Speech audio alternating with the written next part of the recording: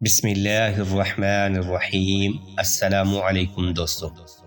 ایک دفعہ کا ذکر ہے کہ سلطنت روم کے شہنشاہ نے اپنے ایلچی کو یہ پیغام دے کر اسلامی حکومت کے دارالخلافہ بغداد بھیجا کہ تم ہمارے ان 3 سوالوں کے جواب دو، اور اگر تم جواب نہیں دے سکتے تو پھر ہمارے دین کو قبول کر لو۔ روم کے ایلچی کا پیغام سن کر تمام علماء کرام جمع ہو گئے اور روم کے ایلچی سے کہا کہ اپنے سوال بیان کرو۔ تو اس نے کہا، میرا پہلا سوال یہ ہے کہ اللہ تبارک و تعالی کیا کام کرتا ہے۔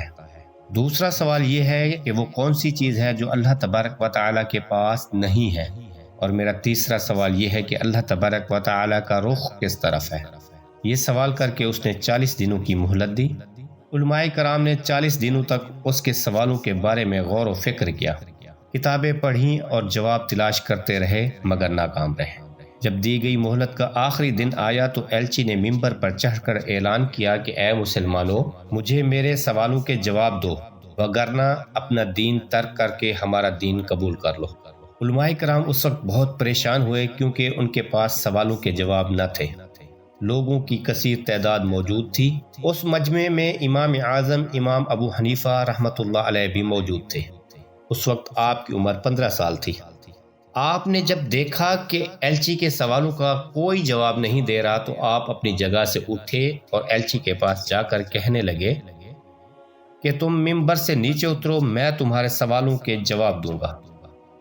ایلچی جب ممبر سے نیچے اترا تو آپ ممبر پر اس کی جگہ بیٹھ گئے اور فرمانے لگے، تمہارے پہلے سوال کا جواب یہ ہے کہ اللہ تبارک و تعالی نے اس وقت یہ کام کیا کہ تجھے ممبر سے اتار کر مجھے اس پر بٹھا دیا۔ اس طرح اللہ تبارک و تعالی عزت دیتا ہے اور اس طرح ذلت و رسوائی میں مبتلا کرتا ہے۔ تمہارے دوسرے سوال کا جواب یہ ہے کہ وہ چیز جو اللہ کے پاس نہیں ہے وہ محتاجی ہے۔ اللہ تعالیٰ کسی کا محتاج نہیں ہے۔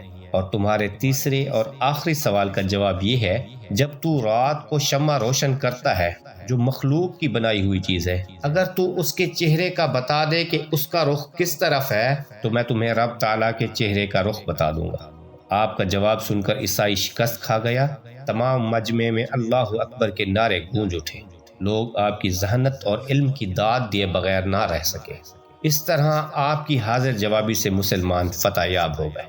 ویڈیو پسند آنے کی صورت میں دوستوں کے ساتھ ضرور شیئر کریں۔ جزاک اللہ۔